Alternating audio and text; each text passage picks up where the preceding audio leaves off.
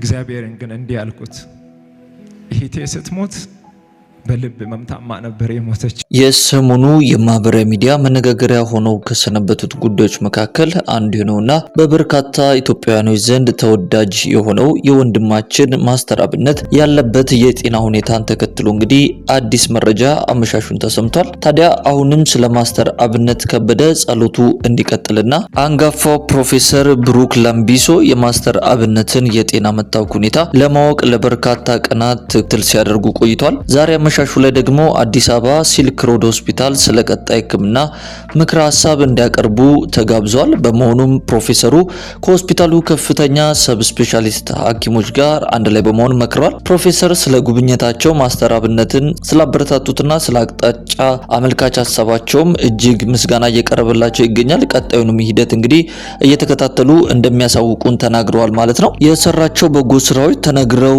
የማያልቁት ስለዚህ ሁሉ መልካም ስራው መነሻ የሆነውና አሁን ድረስ እንደ ግርሳት የሚያንገበግበው አሳዛኝ ታሪክ የተፈጠረው ግን እንደዚህ ነው። ማስተር አብነት ወይንም ቤተሰቦቹ እንደሚጠሩት ማሙሽ በአንድ መጥፎ አጋጣሚ እጅግ የሚወዳትን ልክ እንደ ልጁ ያሳደጋትን ታናሽ እህቱን በሞት ያጣበትን አጋጣሚ ሲናገር እንባዎቹ በጉንጮቹ ላይ ይወርዳሉ። ነገሩ እንደዚህ ነው። ይህቺ ብዙ ነገርን አብሮ ያሳለፋት እየቆነጠጠ ያሳደጋት ታናሽ እህቱ በአንድ መጥፎ ቀን እንደዚህ የሚል ደብዳቤ ጽፋ በሞት ተለየችው። ማሙሽ በጣም የምወድ አንተን ላለማስጨነቅ ብዙ ቆይቻለሁ። አንተ ጋር ለመምጣት እያሰብኩኝ ነበረ። ነገር ግን ልቤን በጣም እያመመኝ ነው። አልቻልኩም። ዛሬ የምሞት ይመስለኛል። አደራ እንዳታዝንብኝ፣ ራስህን ጠብቅ።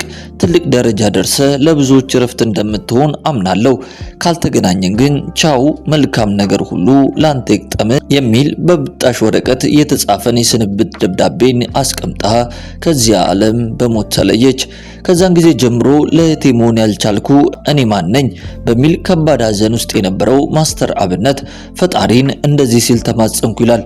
አንዴ እህቴን አጥቻለሁ። ከዚህ በኋላ ግን ሰዎች መታከሚያ አጥተው ሲሞቱ ማየት አልችልምና የሚያስፈልገኝን ነገር ሁሉ ስጠኝ፣ እኔም ለተቸገሩ መልሼ እሰጣለሁ ብሎ ከፈጣሪ ጋር ተወራረደ።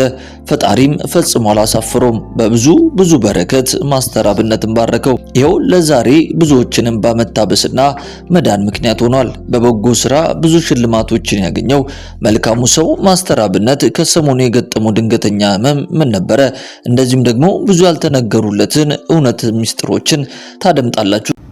ግን አይሆንም፣ እግዚአብሔርም አያደርገውም። ያተርፈዋል፣ ይጠፋል፣ ወደ መጀመሪያ ማንነቱ ይመለሳል።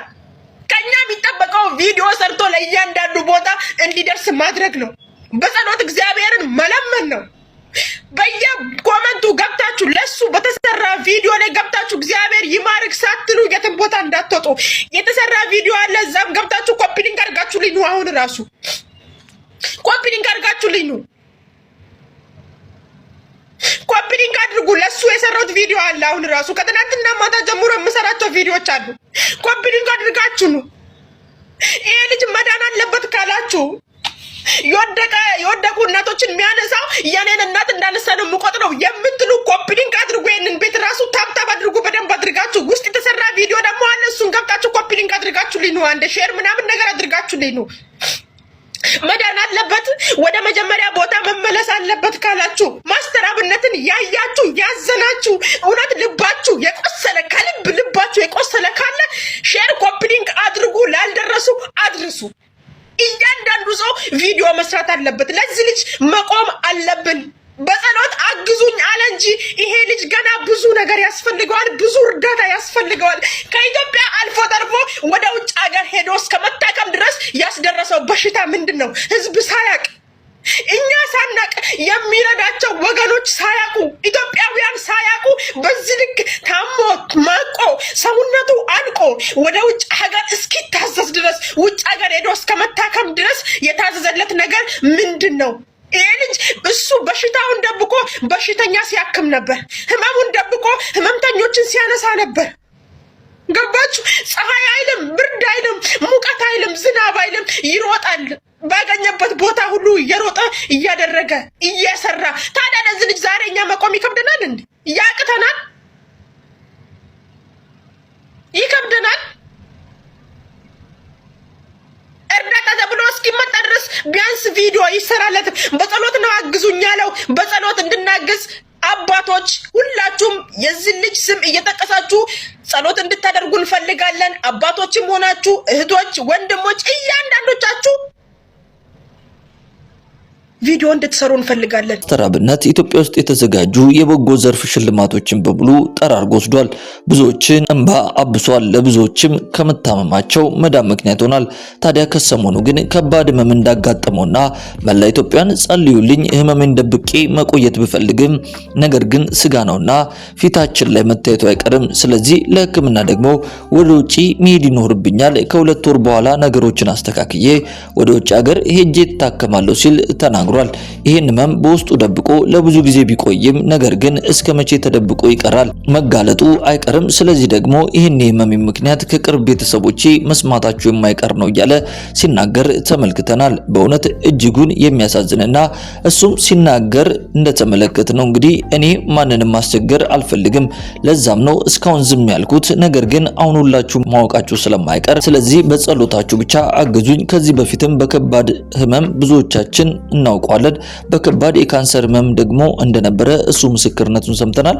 እና ምናልባትም አሁን የገጠመው ህመምስ ምንድነው የሚለውን በግልጽ ባይናገርም በዛሬው ዕለት ግን በወጣው መረጃ መሰረት በጣም ጥንቃቄ የተሞላው የህክምና ክትትልን እያደረገ እንደሆነና በሰብ ስፔሻሊስት ደረጃ ያሉ ዶክተሮች ክትትል እያደረጉለትና እስካሁን ድረስ በመልካም ጤንነት ላይ እንደሆነ ማስተር አብነት እንግዲህ የተለያዩ መረጃዎች እየወጡ ይገኛሉ ማለት ነው።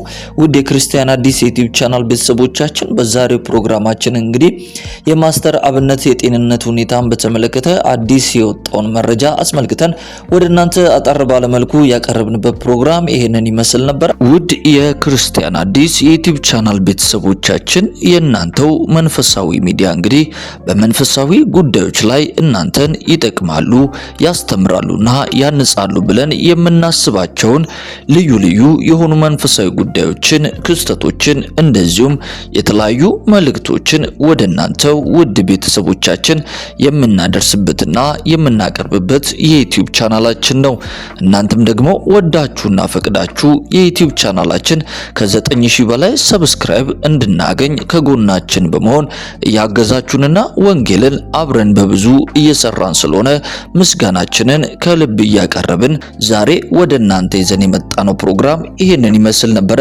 በቀጣይ ፕሮግራሞቻችን ደግሞ እናንተን ይጠቅማሉ፣ ያስተምራሉና ያንጻሉ ብለን በምናስባቸው ሌሎች ልዩ ልዩ አስተማሪ የሆኑ መንፈሳዊ ፕሮግራሞች ዳግመኛ ወደ እናንተ እንደምንመለስ ቃል እየገባን የዛሬው ፕሮግራማችንን እዚህ ላይ እንፈጽም። ሰላም፣ ጤና፣ ፍቅር በያላችሁበት ስፍራ ሁሉ እየተመኘንላችሁ ጌታ ኢየሱስ ክርስቶስ ዘመናችሁና ሕይወታችሁን ይባርክ እንላለን። ቸር ሰንብቱ።